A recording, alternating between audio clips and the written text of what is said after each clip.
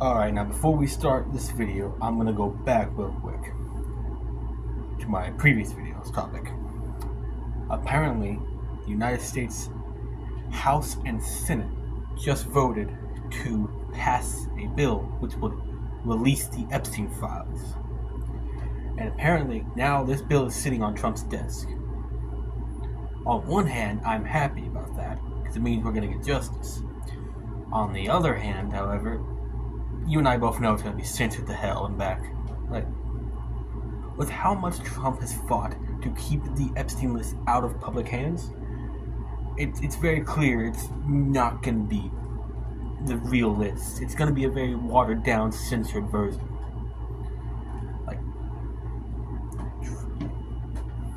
Like Trump ran on the Epstein list. Like, one of the things he ran on was the Epstein list. Like, we need to release the Epstein list. It's a tragedy that this has not been released. Like, think of the victims. But when he got elected, all of a sudden that went out the fucking window. He didn't care about it anymore. I am thoroughly convinced that he never intended on releasing it. He just did a typical politician thing where he promised something, and when he got in, he just wiped his hands of it, forgot it existed. Like, what are you talking about? What Epstein? I don't remember that. Yeah.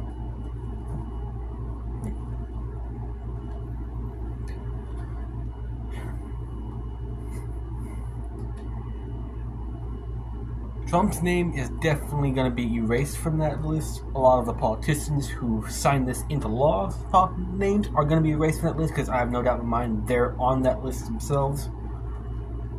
Oh well, hell, I could be wrong about Trump. Maybe Trump has truly nothing to hide, and he's just, yeah. But if that's the case, if that's the case, why did you refuse release in the first place? What was the whole point of that? Why would you refuse that? You should have just released it when, I think Marjorie Taylor Greene is her name, had it hit her desk, said it was there and ready to go. By refusing to release it, you basically threw your support behind the perpetrators of all this, instead of the victims. So it doesn't matter to me whether your name is on that or not. You are still not innocent in this, because you refuse. For the first half, you called people who kept badgering you about this not real supporters of you. You said they keep bugging you about the Epstein list. You did not want their support. And even in your true social post about this, you basically stated, you still called it a Democrat hoax. So very clearly you still don't really care about this. You're just kind of trying to get rid of it. And that makes it go away. So no, just because this is probably going to get released soon doesn't change a damn thing for me, because it should have been released a long time ago. Alright, let's get to the main topic now. On November 10th, 2025, Donald Trump decided it'd be a good idea on the Marine Corps' birthday and the day before Veterans Day to invite al-Awlaki to the White House, the founder and leader of the Al-Qaeda branch in Syria. Ain't that just a slap in the face to all U.S. veterans? Y'all guys know, al-Awlaki, the guy responsible for so many U.S. soldiers' deaths in the war in Syria and Iraq. That's so much so that the U.S. government had a $10,000 bounty on his head. Well, he was invited to the White House. So, but you wonder, what did Trump have to say about this guy? Well, I'll show you. Behold what he had to say about him. So you're aware, this footage is by a guy named Valhalla V.F.T. I had to slow down and read that because I'm a dumbass. So yeah, go check this guy's channel out. Very good channel. I'm going to borrow his footage here because while I have a video editor, I'm still learning it and I suck with it, so yeah, still gotta do it this way. My apologies. My PC's still down. He's a very strong leader. He comes from a very tough place, and he's a tough guy. I like him. I get along with him. The new president of Syria. and we'll do everything we can to make Syria successful because that's part of the Middle East. We have peace now in the Middle East, first time that anyone can remember that ever happening. Okay, so just so everybody knows, there's no peace in the Middle East. The United States is currently bombing the shit out of Somalia. The ceasefire is being ended about every 12 minutes.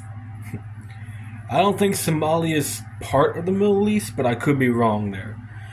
However, I am not surprised we're currently bombing that country. That country has not been stable for years. So, yeah, I think ever since the 90s, the 80s, that country's pretty much been a failed state, so not surprised in the slightest. So no, this is not a thing. I have confidence that he'll be able to do the job, absolutely. So as you heard there... So, you're probably wondering, how did this piece of shit get in charge of Syria? Well, fear not, my friend. I will tell you. Our best bud here started his career off in Iraq, killing U.S. soldiers, until he was captured in 2006 and thrown in prison. He spent about 5 years there, until around 2011, when Barack Obama decided that he had served his sentence and was ready to re-enter society. He took 2 steps out of that prison and immediately founded the Syrian branch of Al-Qaeda. Good job, Obama. He formed Jabhat al-Nusra, which was immediately designated as a terrorist organization, and rightfully so, because it fucking was. It was basically just Al-Qaeda in Syria. So again, great job, Obama. He continued his little hobby of blowing up Americans until around 2017, when the US government finally decided to put a $10 million bounty on his head. Which is funny when you think about it. He went from having a $10 million bounty on his head to Trump's best friend. Oh, shit. Didn't mean to do that. Then, of course, Al-Qaeda decides that they want to change up their name a little bit, do a little bit of rebranding. So they changed their name to Ayatul Assam, or HTS, which is the current governing faction of Syria. So now, of course, you're probably wondering, how did this man, this best friend of Trump, get into power in Syria? Well, as you may know, Syria went through a 12-year-long civil disagreement where multiple factions were vying for power. It was so chaotic that at one point the US government was funding 2 different factions that were both fighting the Assad regime and each other. Which is just fucking funny. So as you know, Assad was a close ally of Russia and Iran. Why is this important? Well, it very much is. Because Turkey, and our greatest ally, did not like the fact that an Iranian puppet state basically was just right there next to them. They wanted a little bit more of a buffer. So they decided to fund HTS, Al-Qaeda, to help them overthrow the Assad regime and take control of Syria. As a result of the Assad regime collapsing, Turkish troops have moved in from the north and have taken control and have basically established a little bit of a buffer state between Turkey and the Syrian Kurds, of which the Turkish state does not quite like the Kurds very much. And in the south of I'm spacing out, hold on a minute. And in the south of Syria, Israel has moved into the Golan Heights area to guarantee their claim, and it even moved further into Syria. So, while Al-Jilani is in the United States playing basketball in the U.S. in the White House lawn with top-ranking U.S. generals, his government is busy in Syria, still massacring the Christians as far as I'm aware.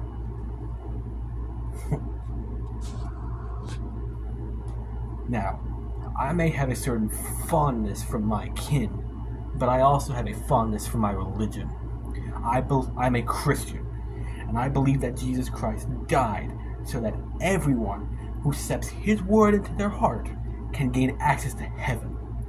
So no matter what I think of them personally as people, it does not matter. They are brothers and sisters in the eyes of Christ. So it really pisses me off that our government invited this piece of shit over while he's actively massacring Christians. But, the United States government doesn't give a damn about Christians. Well, now you'd think this Christian country would care about Christians around the world, but it don't. It don't. Oh, well, there was that little time not long ago when we threatened Nigeria's military action because of all the Islamic terror groups running around butchering Christians, but that was about it. It was a finger wagging. It was a threat. We haven't done shit about it. Same goes for Israel when they bombed that church. We only just did finger wagging. The United States doesn't give a damn about Christians. You can see it in the fact that when we invaded Iraq for the WMDs that were totally there, trust me, bro, in reality, we invaded just to overthrow Saddam Hussein. Well, when we overthrew Saddam Hussein's regime, it was very bad for the Christians in Iraq. Because while Saddam was a dick, he was a secular dick, and was the only person protecting the Christian population in Iraq. So when his regime fell, the Muslims ended up attacking the Christians and genociding them. U.S. troops were in country. They could have intervened and stopped it, but they didn't. Fast forward to Syria. Assad's regime. Assad was a dick, but he was a secular dick. He was the only person protecting the Christian population in Syria. When he fell, guess what happened? The Christian population are currently being massacred. U.S. troops are still stationed in Syria. They could intervene at any time, but they haven't. They're just sitting there watching. Funny how history repeats itself, isn't it? The U.S. government doesn't give a damn about Christians, but you let a Jewish man in Israel trip over a Persian rug, and U.S. troops will be in Tehran in 48 hours or less. Tehran will be the generous host of a live-action remake of Battlefield 3. That should show you how much control the Jewish state has over the United States. Jews don't give a shit about us Christians. Like they have completely brainwashed the Christian population and American politicians into being diehard supporters of Israel. And I can prove it too. Like I can prove that the Jews don't give a shit about us. Like, for example, in Jerusalem, they claim to have the body of Christ. But how can they have the body of Christ when Jesus resurrected after 3 days and walked out of the tomb? Well, that can't be Jesus' body. How would you ever prove that's Jesus' body? Well, you can't. Because Jesus wasn't in that cell. He walked out. He ascended to heaven. So it makes no sense that that is his body. But yet, Christians from all around the world still come to this tomb to take pictures and pray over it like it's him, when it can't be. It's just not possible if you actually read the Bible. The Romans likely already had their own religion. So why would they believe the locals when they say that Jesus arose from his tomb and ascended to heaven? They wouldn't. So likelihood, they just reused the fucking chamber, or the cell. So, all these Christians are coming all over the world to see the supposed body of Christ, when in reality, what they are looking at could be just any bloke whose crimes could range from simple tax evasion to child predator. And all the while, all the Jews outside of the temple are pointing and laughing at you because you are being very dumb by not reading your own book. Which, the Jews do not like Christ in the slightest. I can tell you that now. When Jesus came down to us, the Jews were not expecting, the Jews were expecting a military Messiah. Someone to lead them to victory against their oppressors. Not someone telling them to love thy neighbor. So they did not like Jesus very much. So as a result, they brought the hammer down on him. Like, literally, they nailed his ass to a cross. I shouldn't use that type of word when talking about my God, but I already know I'm going to hell anyway, so fuck it. The Jews do not give a damn about you. They have have brainwashed you into thinking that you need to protect them and that America needs them, but we don't. Like, why would I, as a Christian, have to protect another religion who, for some reason, wants me to think that they're still the chosen ones? Huh? Trump is the most pro-Israel president in U.S. history. Alright? And that's like a big problem for me. Like, that's one of the reasons why the MAGA movement has split up and is currently in this weird, like, civil war. That's one of the reasons. The Epstein list is definitely one of them, and a lot of other issues. But, like definitely Israel is one of the main ones. In fact, I think Trump's daughter is married to a Jew, and I think she actually converted to Judaism too, which the Jews actually don't recommend that because Judaism is an ethno-religion, and if you're not ethnically Jewish, you can't get into heaven according to their religion. Which is another reason why I don't support the Jews. Like, why the hell should I support a religion that does not think that I'm going to gain access to heaven because I'm not ethnically Jewish? That just seems counterproductive. Like, what's the point? Like, why do I, as a Christian, have to protect a religion that thinks I'm going to hell?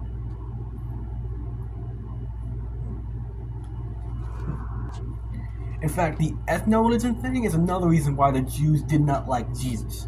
Because when Jesus died on the cross, pretty much, he basically made it possible for everyone to gain access to heaven, regardless of their race, or like who they were, like especially their race. Like, that's one reason why, despite the fact that I believe what I believe, I still think anyone, regardless of their race, can get into heaven.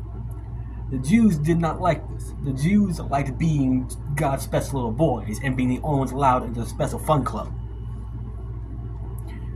So yeah, that's another reason why the Jews did not like Jesus. The Jewish nation has way too much control over us.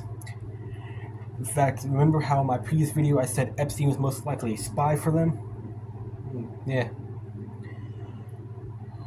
Trump has been the most pro-Israel president in U.S. history. So much so that during his first term, he actually recognized the Golan Heights to be official Israeli territory, which the Jews rewarded him by naming a neighborhood after him, Trump Heights. Trump also recognized the capital of Israel to be Jerusalem, which caused a issue with the Muslim community in the region, which I don't really care about, to be honest, because I personally think both the Muslims and the Jews are squatting on Christian land and need to get out. That the whole land belongs to us. That's what I truly think.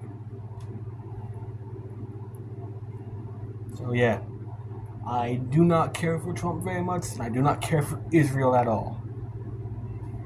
And those are my reasons why. Obviously, I'm not done talking about this, but I'm done talking for now. It's late. I always record at night because it's the easiest time for me, but it always makes me tired, and so my brain's fried. So, I guess see you on part 3.